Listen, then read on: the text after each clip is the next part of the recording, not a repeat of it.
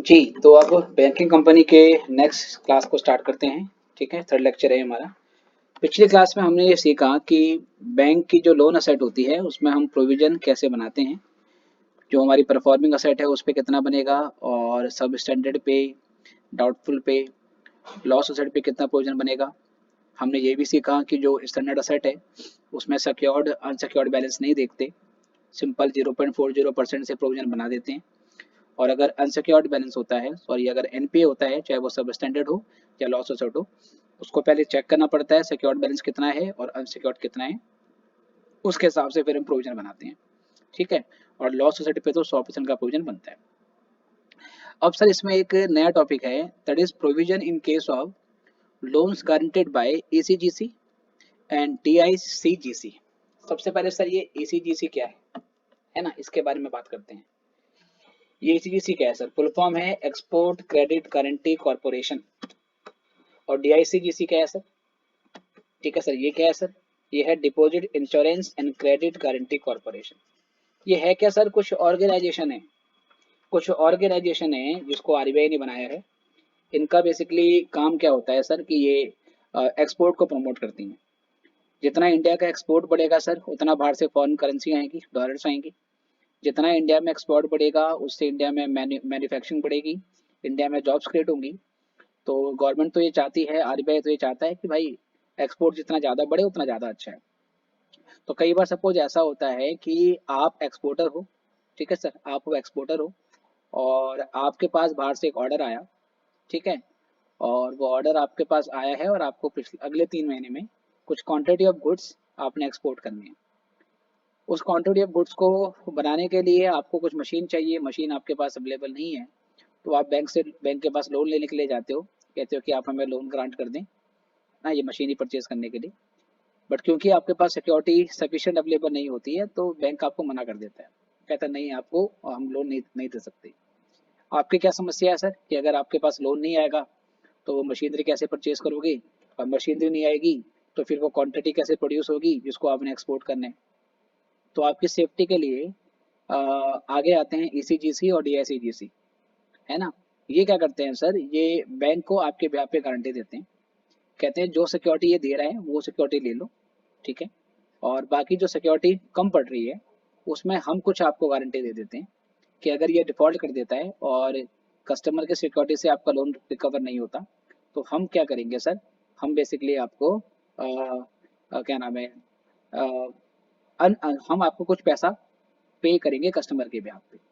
ठीक है, तो मतलब ये एसीजीसी और डीआईसीजीसी ये एक तरीके से गारंटर बन जाते हैं on the behalf of customer who is seeking loan from the bank.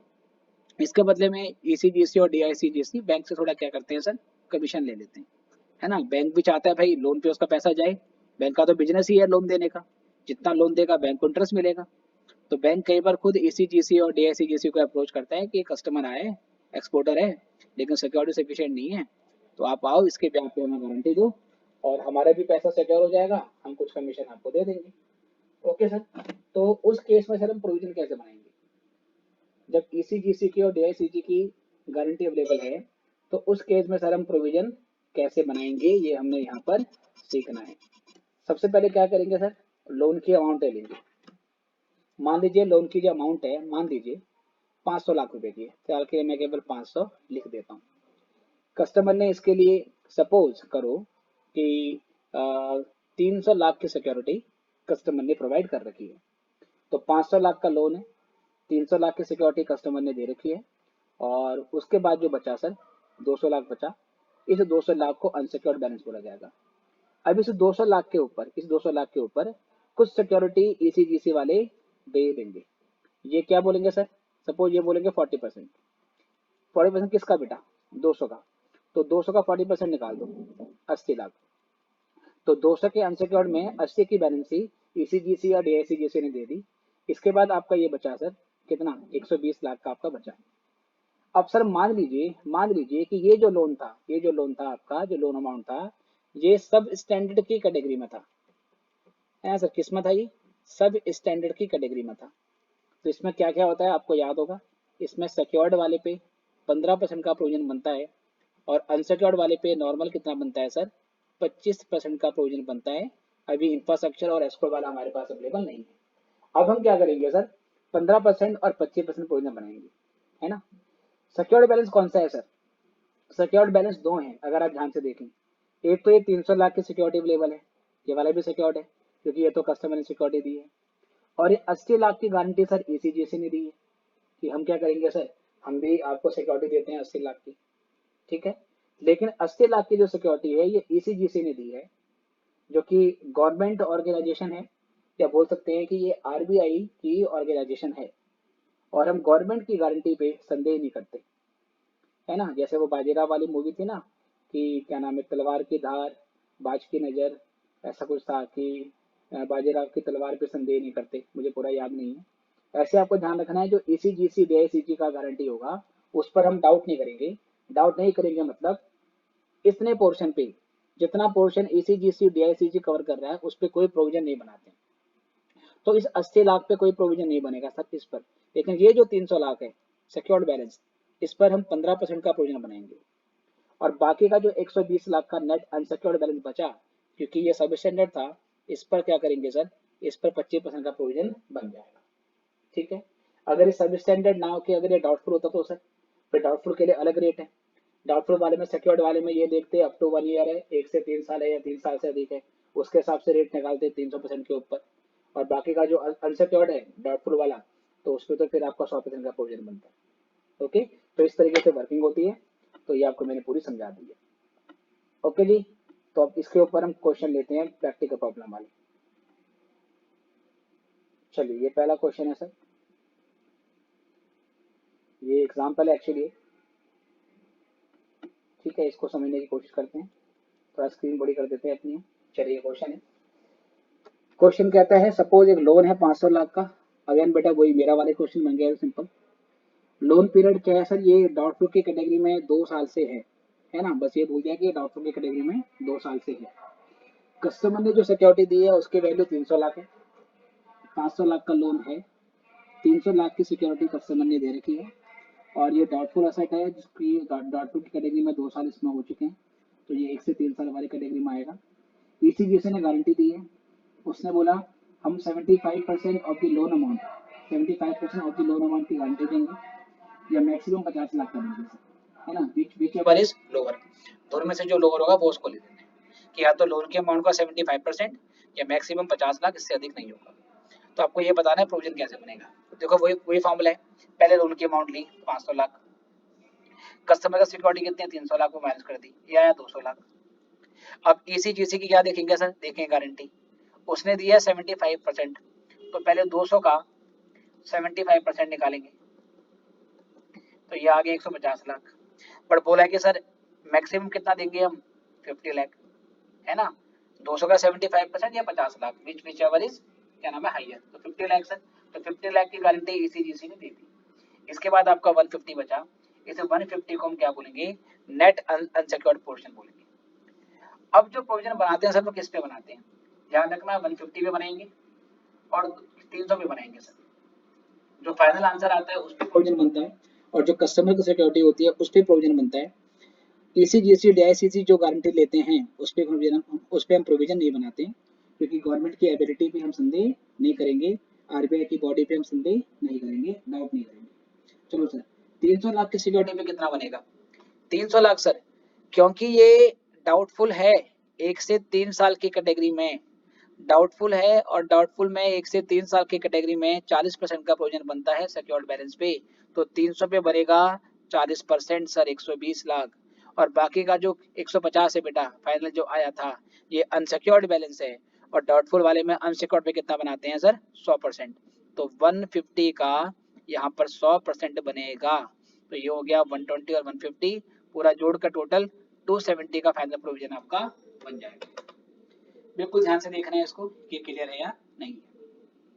Loan amount में से पहले कस्टमर की सिक्योरिटी माइनस होगी, हमेशा प्रिंसिपल सिक्योरिटी कस्टमर की है पहले वही माइनस करनी है। उसके बाद जो डिफरेंस आएगा उसके ऊपर आप ईसीजीसी का कवरेज लगाओगे, और ईसीजीसी कई बार एक परसेंटेज भी दे देता है और मैक्सिमम लिमिट भी दे देता है। तो एक बार हम परसेंटेज निकालेंगे, एक बार मैक्सिमम लिमिट भी देखेंगे। दोनों में से जो लोअर होगा वो ईसीजीसी की डीआईसीजी की फाइनल कवरेज होगी, और वो लेस करने के बाद आपका नेट अनसिक्योर्ड पोर्शन आ जाएगा। ठीक है, तो आई गेस ये आपको क्लियर हो गया है। यहीं से आगे बढ़ते हैं अगले क्वेश्चन पे, विच इज प्रॉब्लम नंबर 4। ठीक है जी, चलो उसको ध्यान से देखते हैं क्या बोलता है क्वेश्चन। पहले खुद पढ़े, खुद समझे। तो 15-20 सेकंड का टाइम देता हूँ आपको और फिर मैं खुद क्वेश्चन पढ़ाता हूँ।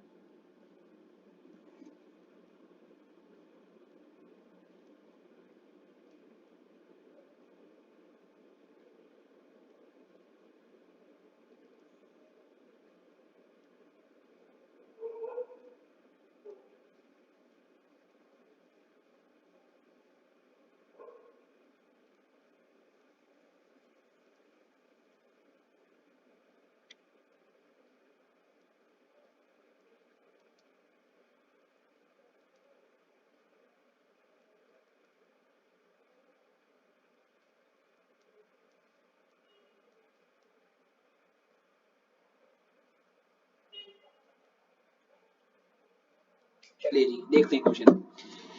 कहता है Mohan bank limited gives you the following information for the year ended on 2013-14। दो तरीके का लोन है sir. Export credit given, loan दिया 50 लाख का। एसीजीसी का कवरेज 40% है सर, 40% का कवर एसीजीसी ने दिया है। सिक्योरिटी कस्टमर के पास, कस्टमर ने जो दी है 10 लाख की थी और आज के डेट में उसकी रिलाइजेबल वैल्यू 12 लाख की हो चुकी है ना। मतलब जब लोन लिया था तो 10 लाख की सिक्योरिटी कस्टमर ने दी थी जिसकी आज वैल्यू 12 लाख की है। ये लोन सर 3 साल से अधिक समय से डाउटफुल है, 3 साल से ज्यादा का समय हो गया है, ये डाउटफुल है। और 3 साल से अगर ज्यादा का टाइम हो जाता है तो सर सिक्योर्ड वाले पे 100% बनाते हैं और अनसिक्योर्ड पे तो 100 ही बनता है। तो पहले सर पहला वाला पार्टी देखते हैं इसका कैसे करेंगे सर। पहले 50 लाख का लोन लेंगे, है ना बेटा। कैलकुलेशन बिल्कुल ध्यान से देखनी है। पहले 50 लाख का लोन लिया, लिया सर। उसमें कस्टमर की सिक्योरिटी माइनस करी। और सर आपके सामने डाउट ही आएगा कि सर 10 लाख लेंगे या 12 लाख लेंगे।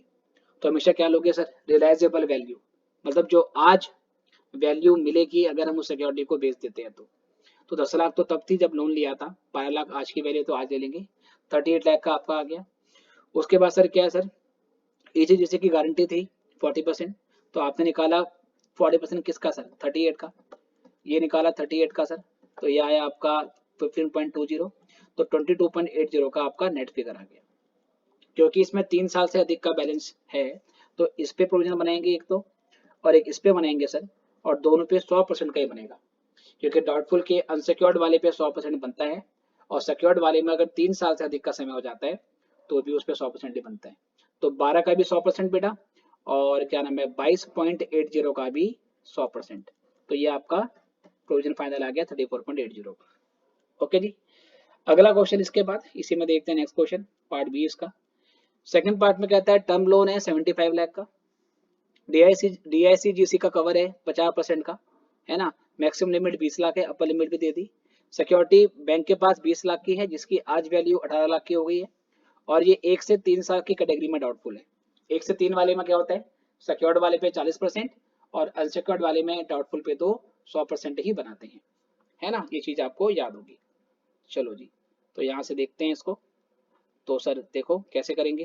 पहले 75 लाख लिया, लिया जी। कस्टमर की वैल्यू है कितने की सर, 18 लाख की, है ना। कितने की सिक्योरिटी उसने दी थी, देखो उसने सिक्योरिटी प्रोवाइड करी थी 20 लाख की, पर आज वैल्यू क्या है 18 लाख है। तो हम 18 लाख ही लेंगे जो कि रिलाइजेबल वैल्यू होगी। तो 75 में से 18 माइनस करेंगे तो ये आपका 57 आ गया सर। अब इस पे कवरेज लगेगी। कवरेज कैसे लगाएंगे सर, इसके लिए क्या बोला था देखें। इसके लिए कवरेज थी कि 50% और 20 लाख मैक्सिमम। अगर आप 57% का 50 लाख निकालते हैं बेटा तो वो 57 का आधा कितना हो जाएगा, ये 27 लाख 28.5 लाख आएगा, राइट।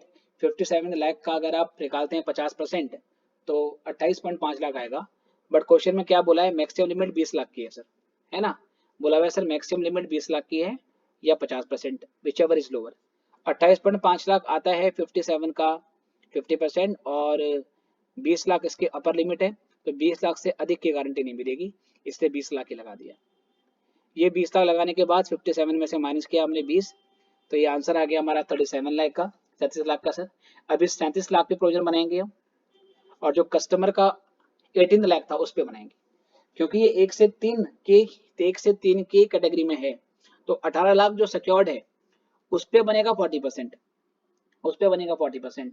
और जो बाकी का 37 लाख अनसिक्योर्ड है, और क्योंकि ये डाउटफुल है तो डाउटफुल वाले में अनसिक्योर्ड पे कितना बनता है सर, 100%, तो ये बना दिया, तो फाइनल प्रोविजन यहाँ से आ गया। ठीक है सर, बाकी यही वर्किंग नीचे यहाँ पे समझा रखी है, ये वर्किंग नोट है, ये आपको मैंने समझा दिए। ओके बेटा, तो ये टॉपिक भी हो गया है, और फिर इसके बाद नेक्स्ट टॉपिक है, उसको हम अगले लेक्चर में प्रिपेयर करेंगे। मिलते हैं नेक्स्ट क्लास में, गुड बाय।